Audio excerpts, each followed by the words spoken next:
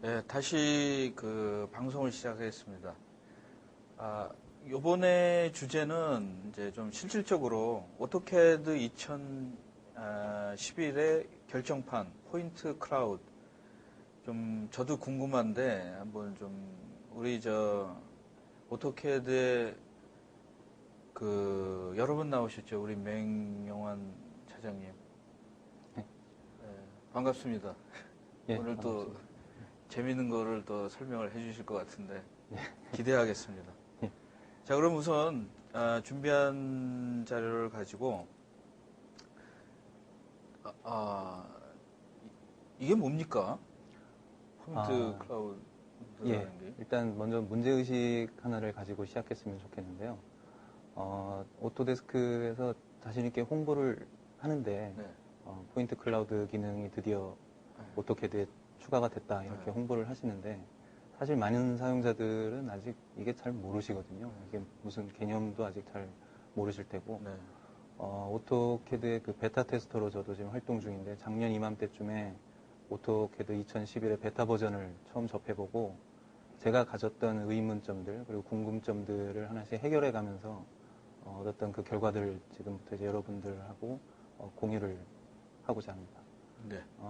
다음 페이지 보시면, 여러분들이 일단 포인트 클라우드를 국내에 있는 포털 사이트로 검색을 해보시면 네. 아마 원하는 답을 얻기가 아마 힘드실 겁니다. 아마 그만큼 많이 알려지지 않은 탓도 있지만 핵심은 그게 아니기 때문이죠. 그래서 일단 그 사전적인 정의를 제가 위키피디아에서 구해서 제가 직접 번역을 한 것인데요. 네. 간단히 소개하자면 결국 사실은 별게 아닌 게 포인트, 즉 점이 그룹으로 이렇게 묶여 있어서 구름처럼 보인다 해서 점구름이라고 표현을 하는 것이지 뭐 이제 다른 뜻은 아닙니다. 대신에 가장 아래줄에 보시면 3D 스캐너로 생성이 된다는 이 말이 지금 핵심인 건데요. 네. 그러니까 포인트 클라우드라는 용어가 아니라 3D 스캐너로 아마 검색을 하시면 좀 더 정확하고 많은 데이터를 구하실 수 있을 겁니다. 네. 그래서 결국은 3D 스캐너로 얻어진 결과물을 봐도 그 포인트 클라우드라고 부른다는 것이죠. 그 사진에 보시면 여러 가지 다양한 3D 스캐너들의 종류를 보고 계신데요. 손으로 휴대할 수 있는 모델부터 자동차에 싣고 다닐 수 있고, 그 다음에 비행기에 싣고 그 항공 측량에 사용할 수 있는 모델까지 정말 다양한 모델의 스캐너들이 현재 출시되어 있는 상태입니다. 네. 대형 스캐너서부터 뭐 엄청. 예, 맞습니다.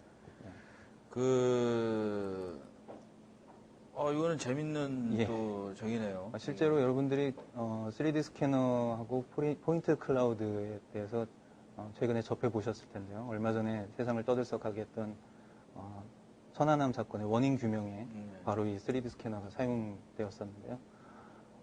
제일 마지막에서 두 번째 줄을 보시면 그 수치화된 3D 영상이라고 표현된 것이 바로 그 포인트 클라우드를 말하는 건데요. 네. 당시에는 아마 무슨 말인지 몰라서 이 뉴스를 접하셨어도 그냥 넘어가셨을 수도 있는데 이 방송을 보시고 나면 도대체 이 사람들이 뭘 하겠다고 했던 것인지 이제 이해를 하실 수 있을 겁니다. 사실 그 오토캐드에 추가된 포인트 클라우드는 기능적인 측면에서는 그렇게 크게 뭐 대단한 것은 없습니다. 그러니까 오른쪽 위에 제가 리본 메뉴에 있는 포인트 클라우드를 제가 지금 캡처해서 올려놨는데 부착하고 삽입하고 그 다음에 밀도를 조정하는 그러니까 기능은 단순하지만 이게 상징적으로 오토캐드에 추가됐다는 자체로 네. 이 기능을 모르시는 분, 이 개념을 모르시는 분들한테는 많이 뒤처졌다는 것을 의미한다고 생각합니다. 포인트 클라우드만 놓고 보면 제가 이해하기로는 오토데스크가 이뤄낸 또 하나의 그래픽 소프트웨어 시장에서의 그 영토 확장이라고 이해를 하고 있는데요. 그러니까 아시다시피 오토캐드는 범용 소프트웨어로서 전 분야를 다 아우르고 있지 않습니까? 그런 측면에서 추가된 기능인데, 그러니까 이게 왜 추가됐고 이게 뭔지 모르는 사용자들은 이 추가된 자체로 이미 많이 뒤처졌다고 생각을 하시면 이해가 빠르실 것 같습니다. 네. 네. 나중에 동영상도 있으니까. 동영상을 지금 혹시 볼 수 있으면 지금 봤으면 좋겠는데요. 지금. 지금 제가 여기서 나열했던 것은 전 분야를 제가 다 나열하지 못했지만 결국은 그래픽으로 작업하는 모든 분야에 응용 가능하다고 생각하시면 되는데요. 지금 동영상을 봐도 됩니까? 예. 제가 이 자료들을 구하기 위해서 뭐 아무도 못 들어가는 곳에서 뭐 돈으로 뭔가를 구입했다거나 많은 시간을 할애한 것은 아니고요. 네. 여러분들도 제가 했던 방법대로 유튜브에 가서 포인트 클라우드라고 입력하시면 엄청난 자료들을 많이 접하실 수 있는데요. 저는 그 자료들만 단순히 그냥 편집만 한 겁니다. 지금 보시는 것들이 전부 다 그 수십억 개의 지금 점들로 다 구성이 되어 있는 건데요. 예, 지금 선박 모델링의 모습이고요. 이 모습은 아일랜드에 있는 한 시청사 건물을 지금 3D 스캐닝한 모습인데요. 단순히 지금까지는 3D 스캐너라 하면은 기계 제조 분야에서만 사용을 하고 있다고 생각하시는 분들이 많은데 이런 화면들을 보시고 오늘은 그 편견을 많이 깨셨으면 좋겠습니다. 네. 굉장히 이거는 시각적이기 때문에 이렇게 네, 감성적으로 다가오네요. 맞습니다. 지금 보실 모습은 그 샌프란시스코의 금문교의 모습이었고요. 네, 교량을 모델링한 모습입니다. 이건 나중에 내비게이션 할 때도 사용하겠는데요. 아, 예, 실제 그렇게 쓰이고 있습니다. 아. 예, 지금 이 모습은 샌프란시스코의 한 도로를 모델링한 모습인데요. 가까이 가면 이렇게 물체들이 사라지는 이유가 바로 모든 객체들이 다 지금 점으로 이루어졌기 때문이죠. 이게 실제로 지금 스캐닝을 하는 모습인데요. 토목 분야에서 지금 측량을 하는 그런 모습입니다. 이렇게 지금 차로 싣고 다니면서 모바일 장비를 동원해서 지금 스캐닝하고 있는 모습이고요.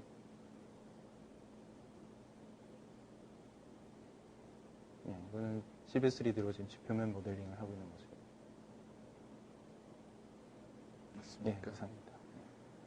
아, 그러면 이제 좀 더 어디다 쓰이는지 예. 부터 좀 시작을 할까요? 다음 페이지 보시면, 예. 결국은 한마디로 그 요약을 하자면 여기 지금 나열되어 있는 것들이 결국은 그 리버스 엔지니어링하고 직접적인 연관이 있을 텐데요. 그러니까 이미 지어진 것들에 대해서 계측화하는 그런 이제 분야가 되겠습니다. 그런데 지금 동영상으로도 모두 눈으로 확인해 보셨겠지만 이 3D 스캐닝과 포인트 클라우드의 핵심은 비주얼라이제이션입니다. 일단 멋있고 화려하고 보기 좋지 않습니까? 그런데 또 하나 빼놓을 수 없는 핵심이라는 것은 그 산업적이고 공학적인 측면에서의 정밀화하고 계측화라는 것이죠. 이게 지금 제가 몸담고 있는 토목 분야에서 지금 설계와 어떤 관련인지를 설명을 드릴 텐데요. 기존의 집안 모델링 방법은 1920년대 그 델론이라는 사람의 논문에서 비롯된 개념이었는데 네. 불규칙 삼각망이라고 하고요. 네. 줄여서 그냥 업계에서는 삼각망이라고 부르는 이 틴을 이용한 지표면 형성 방법이었습니다. 원리는 생각보다 단순한데요. 모든 집안을 삼각형으로 단순화시켜서 모델링을 하는 방법입니다. 실제로 지금 오른쪽에 보시는 모습이 지금 삼각형으로 집안을 형성한 것인데 이게 자체로 정말 훌륭한 방법이었지만 세상이 발전하면서 이것도 단점이 부각이 되기 시작했는데요. 그 단점이라는 것들이 삼각형으로 모든 집안을 단순화시키기 때문에 복잡한 지형을 실제 집안을 반영하기가 어려웠고요. 네. 그다음에 지상 구조물들, 특히 이제 건물이라든지 맨홀, 나무 구조물들을 이것까지도 다 삼각형으로 구현을 하기 때문에 이걸 모두 반영하기 어렵고요. 더군다나 해상도 문제 때문에 오차가 너무 많아서 사람이 직접 발로 뛰어다니면서 하는 직접 측량과 병행을 해야 되기 때문에 번거롭기도 했었습니다. 네, 다음 페이지 보시면요. 이게 발전을 하면서 동영상으로도 보셨겠지만 결국은 이 측량이라는 것이 발전하는 이 방향이 오차를 줄여나가는 방향으로 지금 진화를 해왔던 것인데요. 요즘도 길거리에서 직접 많이 목격하셨겠지만 이제 직접 측량이 있고 그 다음에 이제 아날로그 방식, 디지털 방식의 항공 및 위성 측량까지 저희가 지금 많이 사용하고 있는 방식인데 이게 아까 동영상에서 보셨던 것처럼 항공 라이다 측량이나 자동차를 싣고 다니는 모바일 측량으로 발전을 해온 것입니다. 이것들은 지금 미국에서 실제로 상용화돼서 기존 방식을 급격히 지금 대체하고 있는 중이고요.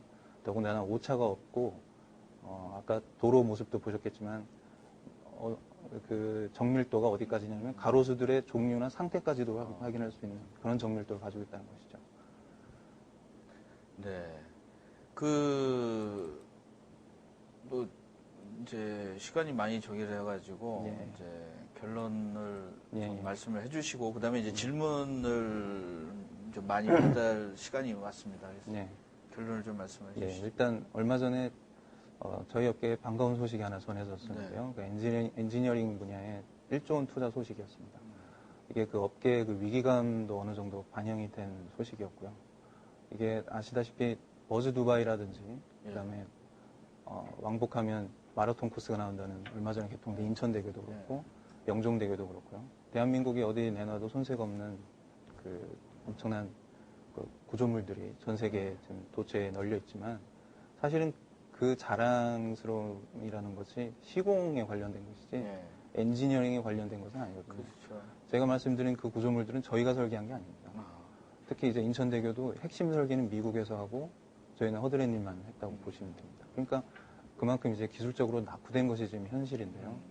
이런 위기감 때문에 지금 엔지니어링, R&D 분야에 지금 투자를 하겠다는 소식이었는데 결국은 이렇게 되면 엔지니어링 업체들이 기술력을 제고해서 해외 진출이 본격화될 것으로 지금 예상이 되고 있는데 해외에 나가서 경쟁할 상대들의 기술력은 지금 동영상으로 눈으로 확인하셨던 그런 정도고 그런 정도라서 오토캐드에서 포인트 클라우드를 추가를 했다는데 아직도 저희는 모르고 있다는 데 가장 큰 문제가 있겠습니다.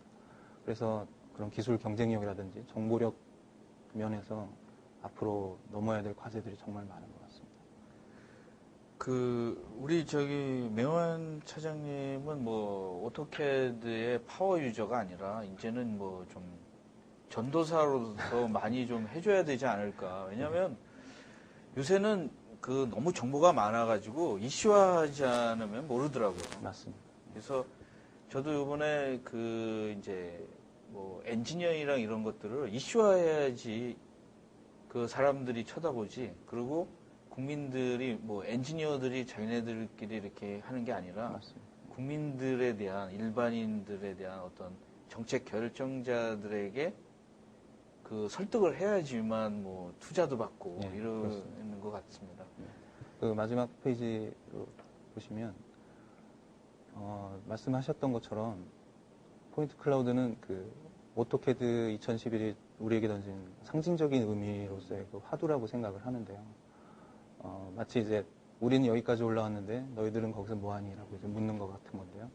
보시는 것처럼 제가 지금 그 캐드 앤 그래픽 잡지의 그 목차를 캡처를 한 것인데 캐드 앤 그래픽스에서 2007년 6월부터 8월까지 3회에 걸쳐서 이 3D 스캐닝과 리버스 엔지니어링에 대해서 연재를 했던 적이 있었습니다. 물론 그 전부터였겠지만 많은 전문가분들은 이미 그 전부터 몇 년 전부터 많은 사용자들한테 소개해주고 알려주고 가르쳐주고 때로는 경고도 해왔지만 아직도 그게 전달이 안 됐다는 거죠. 그래서 더군다나 방금 말씀드렸던 것처럼 많은 업체들이 이제 해외로 진출을 할 텐데 진출해서 느낄 그 충격이라든지 혼란스러움들을 중간에서 감소시켜줄 수 있는 그 쿠션으로서의 역할로서의 그 제도적 장치가 저는 필요하다고 생각하는데 마지막 끝으로 이제 당부제가 드리고 싶은 거는 이곳에 계신 CNGTV 관계자 여러분들도 그렇고 오토데스크 코리아도 그렇고 저들을 비롯해서 그 캐드 앤 그래픽스 여러분들도 그 쿠션으로서의 역할을 계속 그 정점에 서서 계속 해주셨으면 좋겠습니다. 예, 우리가 아이폰 들어가지고 허둥대고 네, 막 맞습니다. 이런 거는 다시 하면 안 되겠죠. 네, 다시 그런 전철을 밟아서는 안 되겠죠. 네. 그렇습니다. 지금 이거 끝나는 게 아니라 이제 계속 질문을 메시지를 주세요. 그래서 두 분이 질문을 다 받겠습니다. 여러분들이 기다리시는 이제 질문 시간이 왔습니다. 우리 한국의 최고의 그 오토캐드 질문에 무엇인지 다 받아주실. 하나는 우리 아리따운 젊은 여자 엔지니어와 또 우리 전도사, 오토캐드의 전도사 두 분이면 뭐 뭐든지 다 할 수 있을 것 같습니다.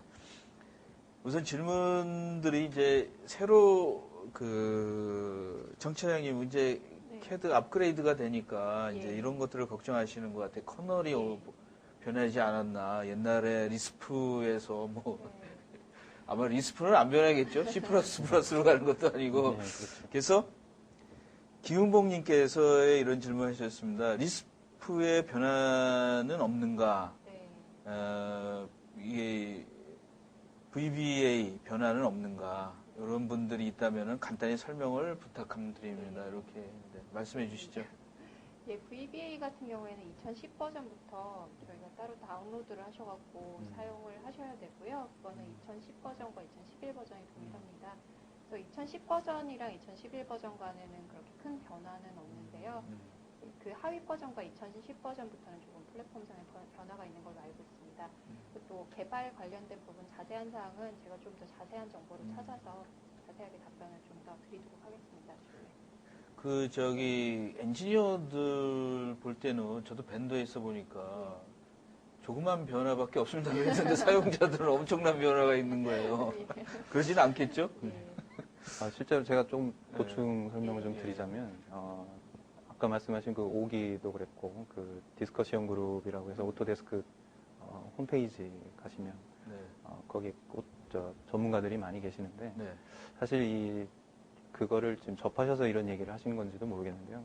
많은 전문가들 사이에서 이런 논의가 몇 년 전부터 꾸준히 있어 왔습니다. 그러니까 그거의 일환으로 VB도 아마 밖으로 지금 빠져나간 것 같은데, 물론 사라지지는 않을 겁니다. 물론 그 오토캐드가 지금 R12 버전인가요? DXF5까지도 다 변환 가능한 그런 상태이기 때문에 그 이전 사용자들까지도 모두 아우를 수 있고 새로운 사용자들도 또 흡수해야 되고 하기 때문에 이걸 쉽게 없애지는 못할 겁니다. 잘못하면 집안에 3대가 쓰겠습니다. 그럴 날이 올 것 같습니다. 이거 설명해 주셨고.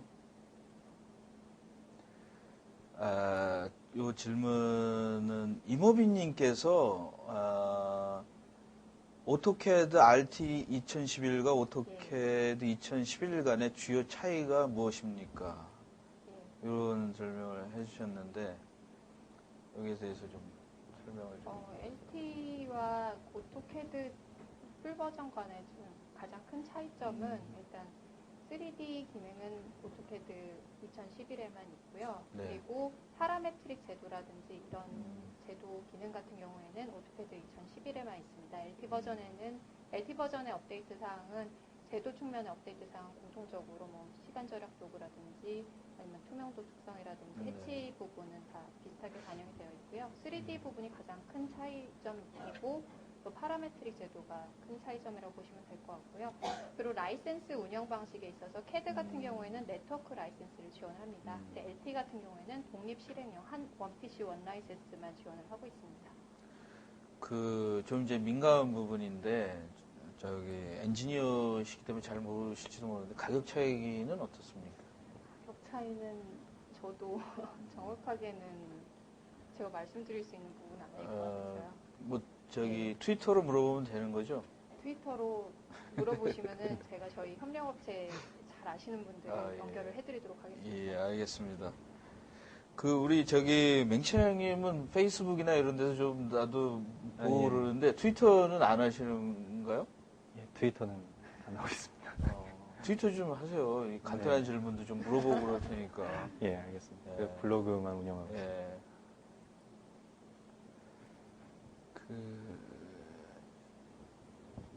이광열님께서 이런 질문을 하셨어요. 3D 모델링 후 추후 설계 변경 시 용이한지 히스토리 관리, 이런 거 이력 관리 같은 것들은 어떤지에 대해서 정승아 차장님께서 말씀을 좀. 이 부분은 제가 조금 더 찾아봐야 될 부분 같고요. 무리가 없는 걸로 판단은 되는데 정확한 정보는 좀 찾고 답변을 드리는 게 좀 더 정확할 것 같습니다. 맹차장님은 2011을 미리 베타 테스트나 이런 거 받으셨죠? 네, 작년부터 사용을 하고. 이제는 돈 안 내고 그냥 베타 테스트 줍니까? 물론 제가 오토데스크에 소속이 되거나 오토데스크 쪽으로부터 뭘 받는 건 없는데요. 그래서 제가 좋아서 하는 일이고요. 그다음에 제가 버그 리포트를 작성해서 제출을 하는 것이고, 그다음에 베타 테스터도 베타 버전도 기한이 있어서요. 올해 2월인가 3월인가에 기한이 지나서 이제는 못 쓰고 있습니다. 저도 젊었을 때는 자바 처음에 나왔을 때 베타 테스트 받았을 때 저도 좀 미국에 있을 때 어깨가 좀 어색했었습니다. 근데 그때 처음으로 저도 베타 테스트라는 걸 알았어요. 알파 테스트와 베타 테스트라는 것들에 대해서. 그래서 아마 우리 뭐 세계적으로 아마 인정을 받으실 것 같아요, 이 맹 차장님은. 네, 이런 분들 많이 나왔으면 좋겠어요. 그래서 요새는 진짜 제품이 복잡해지니까 모든 걸 다 알 수 없지 않습니까? 혼자서. 그래서 정보를 좀 공유하고 이러는 것이 이제 굉장히 기능을 다 알면 버전이 새로 나오니까 끝나버리는 것 같아요. 이점만님께서는 이런 얘기를 했어요. 그러면 이제 요거는 맹차장님한테 질문일 것 같은데, 그러면 오토캐드에서 점구름을 활용한 3D 스캐닝 장비에 의해서 계측된 자료를 활용하여 오토캐드 내에서 3D 모델링 작업을 할 수 있는 건가요? 또 오토캐드에서 포인트 클라우딩을 활용한 도면 또는 모델링을 보여주실 수 있는지요? 이렇게. 예, 이미 동영상에서 눈으로 확인을 하셨을 텐데요. 네, 다 보셨고요. 다 동영상에서 눈으로 보셨던 것처럼 모델링을 실제로 오토캐드에서 구현한 모습도 아까 중간에 포함이 되어 있었고요. 예, 뭐 문제 없습니다. 직접 찾아가서 물어보시는 것도 좋은 것 같아요. 저는 좀 궁금하면 가서 딱 물어보면 되게 이제 우리 맹차장님처럼 그루들은 이렇게 질문하면 싫어하지 않더라고, 좋아하더라고요. 그래서 여러분들 알겠지만 진짜 많이 아는 사람은 물어보서 신경질 내지 않습니다. 언제든지 그걸 아셔야 됩니다, 여러분들. 네. 그다음에 점점 많이 와가지고 이거 걱정이 되네. 우리 임호빈님들 여기 차후로 말씀드리는데 여기서 질문을 뽑아서 경품을 드리고 있으니까 좋은 질문을 많이 해주세요. 우리 임호빈님도 이제 좋은 질문들을 많이 해주시는데 2010 제품과 다릅니까? 간단하게 우리 정승아 차장님의 질문인 것 같은데 오토캐드 2011은 다중 CPU 시스템을 지원합니까? 이런. 네, 지원합니다. 네, 지원한답니다. 뭐 걱정하시지 않아도 될 것 같고. 그다음에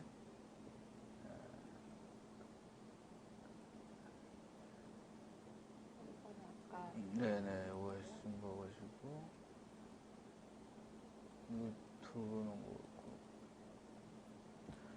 성준현님께서는 이런 질문을 하셨어요. 오토캐드에서 3D와 빔의 대표적인 툴인 레빗과 3D 차이에 대해서는 물론 객체 지향형으로 작성하는 방법, 자체 기술은 다르지만 레빗에서 3D 파라메트릭 기술이 보다 효율적이라고 생각드는데 오토캐드에서 3D의 강점은 무엇이라는지 궁금합니다라고 했는데 우리 정차장님께서 오토캐드에서 3D 기능 강화하고 있는 부분은 1차적으로는 컨셉 디자인 단계에서 간단하게 활용할 수 있는 쉬운 그런 기능을 목표로 하고 있습니다. 네. 그래서 레빗에서의 자세한 3D 모델링이랑은 조금 차별점이 있다고 생각을 합니다. 제가 맹 차장님한테 질문을 하나 드리겠는데, 네. 처음에 파라메트릭 디자인이 딱 오토캐드나 이런 데 접했을 때 기분이 어땠습니까?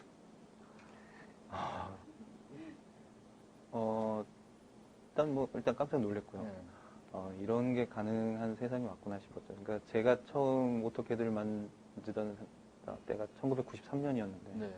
그때 이후로 정말 많은 발전이 있었지만, 그 중에서도 정말 제가 이번 11 버전에서의 기념비적이란 기능을 포인트 클라우드라고 제가 지금 네. 정했지만, 파라메트릭도 여전히 다른 의미에서의 기념비적인 매력적인 기능이라고 생각하고 있습니다. 여기 있는 이제 앞으로 오토캐드에서 공부하고 뭐 사용하고 투자하고 이런 분들이 있는데 어떻게 하면 이렇게 즐길 수 있습니까? 많이 알면 즐기게 됩니까? 아니면 어떻게? 예. 일단 제가 2년 전에 비슷한 말씀을 CNG TV를 통해서 네. 드렸었는데요. 오토캐드를 잘 하시려거나 아니면 즐기시려면 약간의 영어 공부는 하셔야 됩니다. 네, 왜냐하면 오토캐드 자체만으로 놓고 보면 소통의 도구로서도 매력이 있는 프로그램이거든요. 네. 그냥 그 자체로 어떤 도구나 툴로서 그치는 게 아니고 해외의 사이트들을 이렇게 직접 눈으로 보시면 정말 많은 사이트들, 정말 많은 전문가들이 서로 정보를 공유하고 그 정보로 인해서 서로 소통하고 서로 만나고 이런 기회들이 정말 다양히 많은데 거기에 같이 한번 참여해 보시면 분명히 즐기실 수 있을 거라고 그 봅니다. 어떤 분들은 이렇게 좀 기본 기능만 써고 먹고 사는 도구로 한다면 좀 안쓰럽지 않습니까? 아, 예. 그렇죠.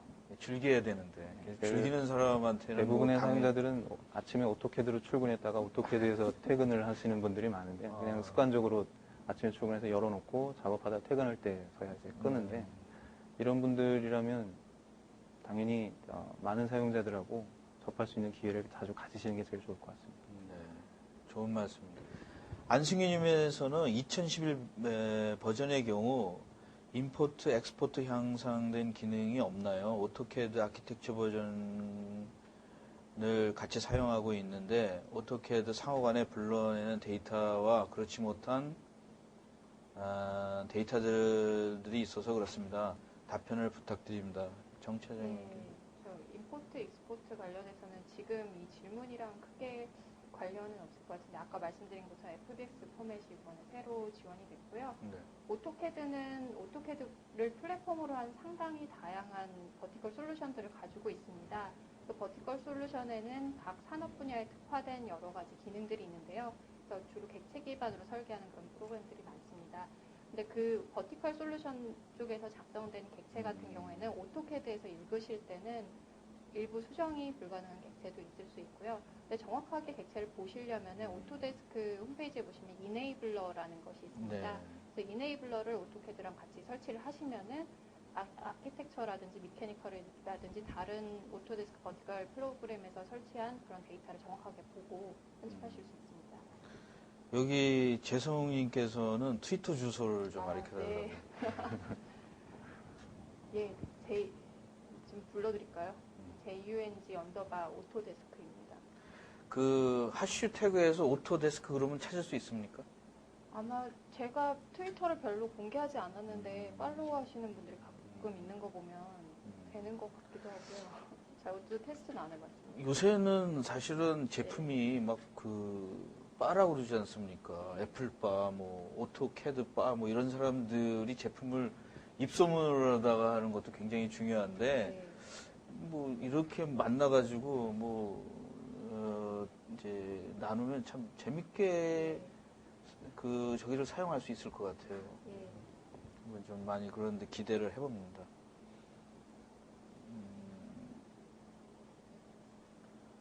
이거 뭐 너무 질문이 많아서 한 10분만 더 하겠습니다. 이광렬님께서는 그동안 3D 모델에 대한 툴이 많이 부족했는데 많이 보완된 것 같아요. 지금 UGNX나 프로2 프로그램을 사용 중인데 오토캐드로 변경해서 사용해도 될 정도의 환경이 궁금합니다. 뮤지랑 프로이를 저희 미케니컬 솔루션 중에서 굉장히 훌륭한 오토데스크 인벤터가 있습니다. 네. 그래서 유지랑 프로이를 사용을 하고 계신다면은 오토데스크 인벤터에서 3D로 설계를 하시고 BP 관련 솔루션을 제공을 하고 있으니까 그쪽에 좀 관심을 가져주시면 좋을 것 같습니다. 네. 굉장히 뭐 사실은 저도 그 옛날에는 이렇게 한때는 특화된 툴이 그 굉장히 그 투자할 가치가 있었는데 요새는 제너럴한 툴이 네. 사실은 굉장히 그 오래 살아남더라고요. 내가 보면은 좀 질문해 주셨습니다. 그래서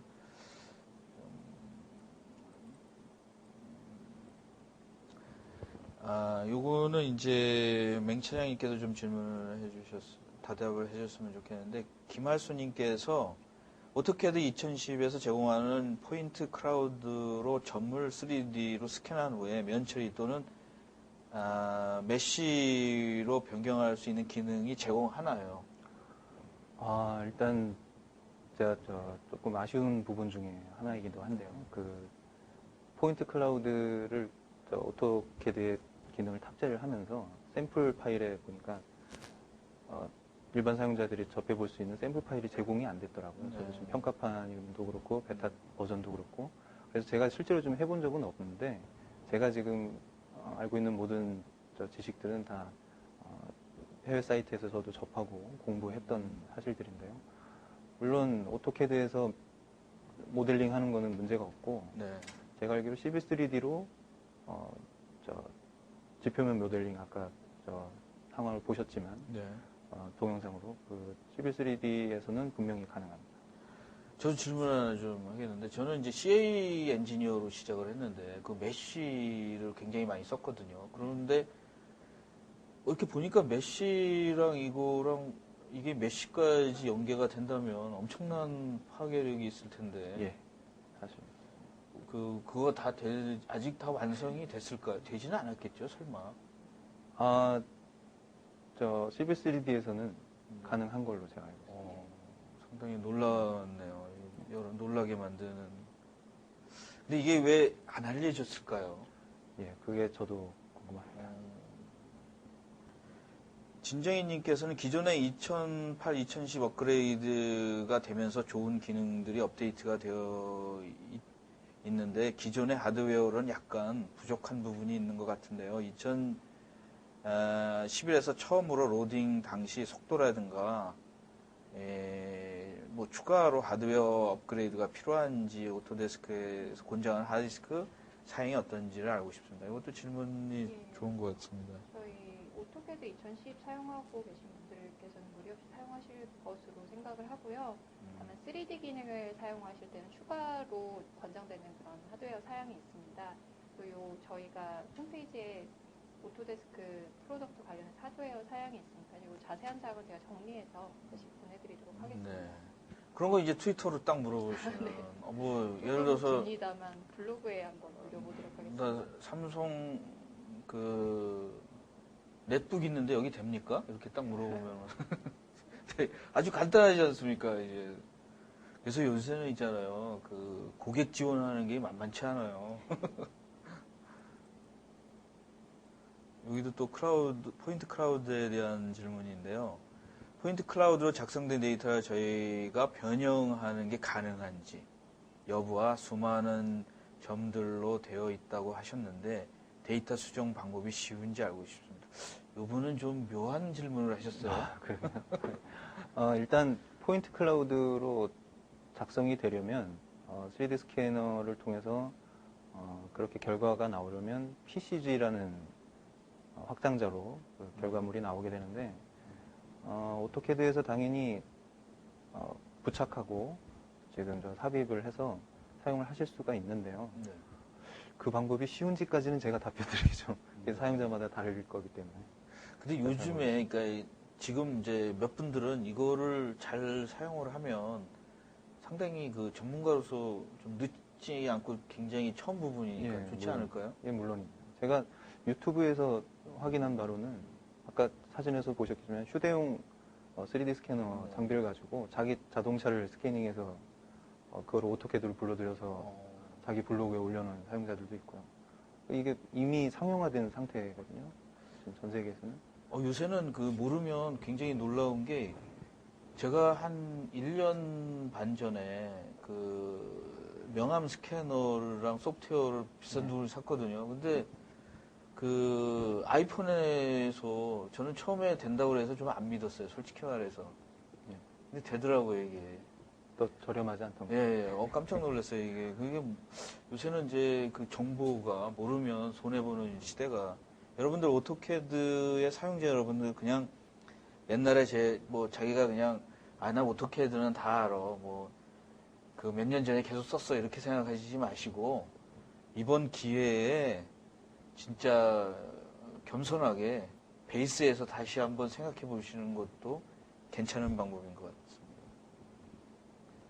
그 다음에 이상규님께서는 추가로 인터넷상에 올라온 리스프 프로그램은 검증이 안 된 리스프가 많음으로 산출상 여러 가지 문제점이 발견되고 하는데 이러한 간단하면서 정확하게 리스프 프로그램, 예를 들어서 레이어별 간의 산출이라든가 아니면 레이어별 간의 면적, 좀 이런 리스프를 검증하는 툴바를 사용하는 게 좋을 것 같습니다.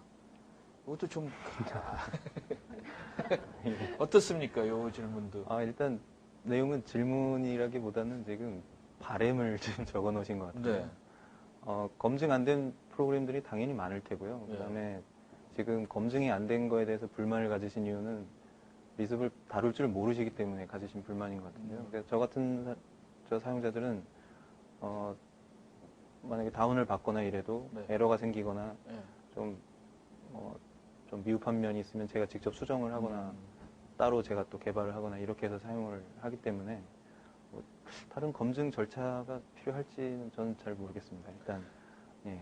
아니 근데 왜 검증 안 된 자료를 올려놓는 거죠? 자기가 테스트를 하고 올려놓은 게 아닌가요? 아 그렇죠. 이제 그 사용자들의 이제 자신이 처한 상황에 따라서 환경에 따라서 자기한테는 이게 적용이 돼서 올렸는데 다른 프로그램에서는 다른 컴퓨터 환경에서는 적용이 안 된 경우도 많죠. 이거는 뭐 케이스별이기 때문에 검증하기가 쉽지는 맞습니다. 않네요. 예, 맞습니다. 네. 이규상님 바람 잘 들었습니다. 근데 공부하셔야 된다고 그러시네요.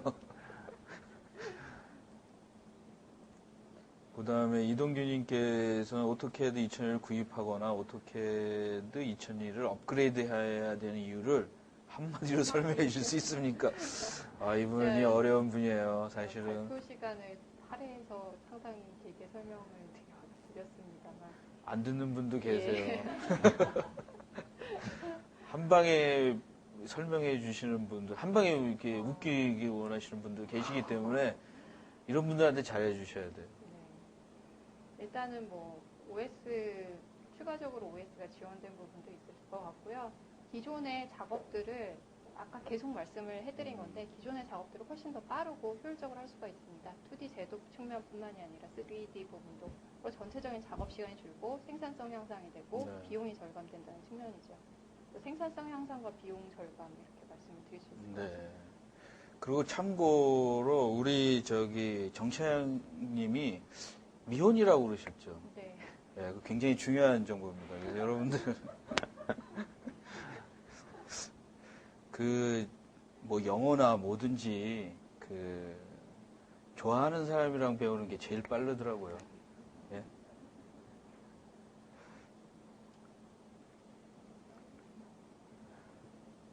우리 이광수님은 또 여기에 오신 분들 중에 이제 레빗이나 뭐 이런 거 BIM의 빔에 대해서 관심이 많은 부분인데 이광수님께서는 3차원 설계 빔과 접목이 힘든 건지 레빗과 접목이 좀 궁금해지네요라고 좀 사실은 질문이 좀 쉽지 어려운 질문인데 그래도 해주셔야 돼요. 예, 그래서 일단 우리 정채영 오토캐드 같은 경우에는 2D나 3D로 디자인하는 굉장히 유연하고 쉬운 그런 툴입니다. 그렇기 때문에 기초 디자인 단계에서 기초 소프트웨어로 사용이 되실 수가 있을 것 같고요. 오토캐드에서 설계한 데이터를 실제로 오토데스크 프로덕트 간에 빔 모델로 들여오셔갖고 사용하시는 것도 가능합니다. 그리고 이제 실제로 제출을 하실 때는 도면으로 제출하는 경우가 아직까지도 많기 때문에 오토캐드 같은 경우에는 이런 도면화가 가장 큰 장점이라고 할 수 있습니다. 빔으로 설계한 데이터를 제출하실 때 도면화 측면에서 이용을 하실 수도 있을 것 같습니다. 좀 더 자세한 정보도 제가 정리해서 더 드리도록 하겠습니다. 네. 아까 이규상님이 감사합니다. 열심히 공부하겠습니다라고 보냈습니다. 그래서 저는 트위터에서 해가지고 이게 저희 마케팅 쪽에서 번개 미팅이라고 딱 해가지고 우리 정선아 차장님이 또 오토캐드 2011에 또 여신이 될 수도 있는 거고 이렇게 재밌게 좀 젊은이들이 그러니까 이렇게 직업에 쩌들려서 이렇게 툴을 배우지 말고 진짜 재밌게 그렇게 하는 게 난 가장 이 방송의 목적이거든요, 사실은. 그래서 그런 걸 한번 좀 기대를 해봅니다. 이용기님께서는 기존에 있던 서드파티 프로그램들의 활용이 어떤지 궁금합니다. 개발자의 지원이나 중단된 무료 서드파티 프로그램들을 사용하는 것이 어떤지요? 이렇게 질문을 해주셨는데 이 부분은 좀 질문이 두 분 중에 좀 아무나 좀 해주셨어도 될 것 같아요. 어떻게? 일단 2010 베이스에서 개발이 된 프로그램 서드파티 같은 경우에는 무리 없이 사용하실 것으로 보이고요. 간단한 마이그레이션만 거치면. 근데 그 하이 버전 같은 경우에는 2010 버전에서 플랫폼이 좀 변경이 돼서 새롭게 좀 수정하는 작업이 좀 필요한 걸로 알고 있습니다. 우리 요새는 저기한, 그냥 이런, 여기에 남아있는 분들은 진짜 오토캐드 빠 같은 사람들이기 때문에 이런 분들의 질문들을 잘 저기를 해가지고 이분들이 진짜 사랑하는 사람들인 것 같아요. 박정진님께서 이런 질문을 해주셨어요. 오토캐드 인벤터에서 모델링해서 CNC 가공 데이터를 받아 가공할 수 있나요? 만약 가능하다면 카티아 프로이 엔진을 모델링을 하면서 CNC 가공 데이터의 차이점이 없는지요? 굉장히 전문적인 질문이신 것 같은데요. 일단 저희 오토데스크에 인벤터에 굉장히 전문가 엔지니어분이 계십니다. 제가 돌아가서 여쭤보고 정리해서 답변 드리도록 하겠습니다. 제가 답변을 드리겠습니다. 예. 감사합니다. 너무 이렇게 네. 이 질문들이 사실은 네. 하이엔드랑 분명히 아직까지는 기능이 3D도 있지만 네. 하이엔드와 미드레인지와 로우엔드는 차이는 있습니다, 이게. 그래서 조금 기다리시면 카티아나 프로이나 유지만큼 될 겁니다. 근데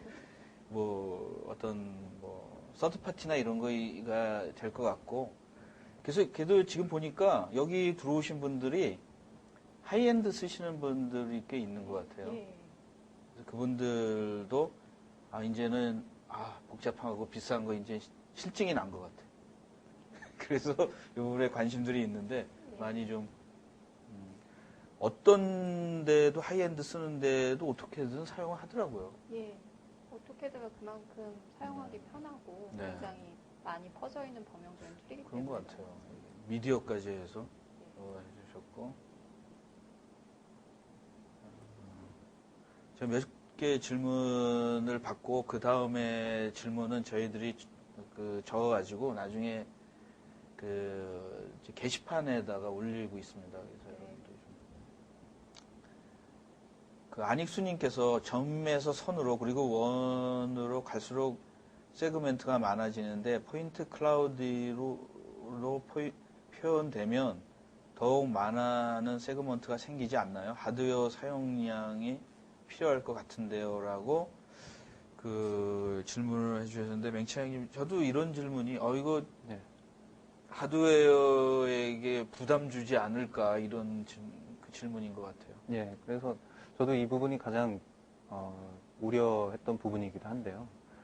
일단 카탈로그라든지 2011 버전에 대한 브로셔를 보시면 20억 개까지 가능하다고 지금 배포가 되어 있는데요. 베타 버전을 제가 작년에 써보니까 베타 버전의 파일의 크기만 봐도 조금 과장하면 한 1기가 정도 커졌더라고요. 이번 2011 버전은 대용량이기도 한데 더군다나 이제 하드웨어 요구 사양도 사실 조금 높아진 것도 사실이고요.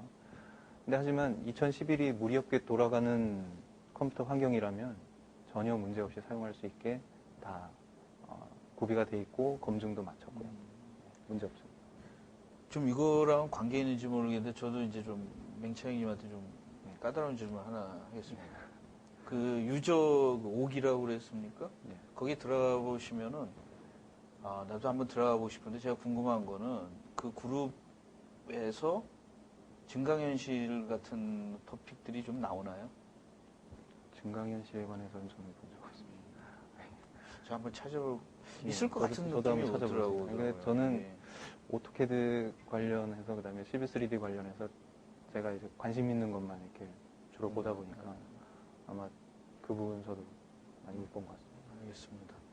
그 다음에 마지막 질문일 것 같은데 여러분들 양해를 해주십시오. 너무 질문들이 계속 많아가지고 여기 올린 분들은 추첨을 해서 경품을 저희들이 보내드리겠습니다. 그래서 이성영님께서는 오토캐드의 서피스 방식으로 3D 모델링을 한 후 맥스로 넘겨서 이후에 작업을 하는 사람이 주변에 많습니다. 이때 가끔 면이 뒤집히는 경우가 있는데 사용자의 실수인가요? 아니면 다른 방법이 있나요? 이것도 질문 괜찮은데. 일단 UCS를 조정을 하셔야 될 것 같고요. 그 케이스에 따라서 조금 틀릴 것 같습니다. 네. GS 부분을 좀 고려하셔서 작업을 하셔야 될 것 같습니다. 예. 이거는 그러면은 제가 너무 전문적으로 말씀드려서 잘 이해가 안 되는데 예. 그럼 사용자 좌표계, 오토캐드 같은 경우는 좌표계가 중요하기 때문에 네네. 그 방향이라 FBX 파일로 넘길 때도 좌표계를 어떻게 지정을 하셔갖고 넘기셔야 되는데요. 결국- 그 부분은 예. 결국 사용자 실수라고 하시는 건가요? 이소영님, 아닙니다. 사용자 실수랍니다. 근데. 살고 만약에 네. 문제가 되는 사항 같은 경우에는 네. 케이스별로 좀 다를 수가 있을 것 같아요. 이 네. 질문 같은 경우에는 저희 협력업체 쪽에서 저희 총판마다 기술 지원을 하고 있습니다. 그쪽으로 파일 같은 것들을 보내주시면 저희가 파일을 검토하고 자세한 답변을 드리는 게 가장 정확한 답변일 것 같습니다. 이런 네. 케이스는. 좀 더 문턱이 좀 낮았으면 좋겠어요. 개인적으로 이런 질문이 여기까지 나왔다라는 거는 좀 답답하지 않습니까? 예. 뭐 이렇게 저희도 이제 밴드에 보니까 뭐 문제가 있어요, 분명히. 그랬더니 뭐 사용자 보고 영어로 써가지고 싱가포르에다 보내라고 그러는데 그거 누가 보냅니까? 그게 제가 해가서 보냈는데 예. 그거는 진짜 한국 사람들 영어 싫어하는데 그거를 화면까지 떠가지고 보냈거든요. 아주 괘씸해가지고. 그래서 저희는 한국말로 보내주시면 되고요. 그렇습니다. 한국말 보내면 된답니다. 네, 오늘 질문 저희가 좀 이제 지루하지 않기 위해서 좀 농담도 해보고 그러는데 양해해 주시고 우리 저 젊은 두 분이 나와서 이렇게 굉장히 많은 지식을 가지고 이런 거에 대해서 참 저도 기분이 좋습니다. 그래서 여러분들 이 기회에 뭐 덥고 휴가도 가야 되고 참 쉽지 않은 상황이고 그런데 여러분들 좀 2011년에는 오토캐드 2011년을 통해서 한번 좀 도약을 할 수 있는 그리고 새로운 제가 아까 말씀드렸지 않습니까? 나 오토캐드 알아. 나 오토캐드 나 한 10년 썼어. 15년 썼어. 나 오토캐드 그걸 떠나가지고 한번 기본에서 새롭게 한번 시작을 해보시는 2011년이 새롭게 해보는 것이 어떤가 이렇게 한번 하고 이 방송을 마치려고 합니다. 오늘 감사드리고 두 분 나와주셔서 감사드립니다. 감사합니다. 감사합니다.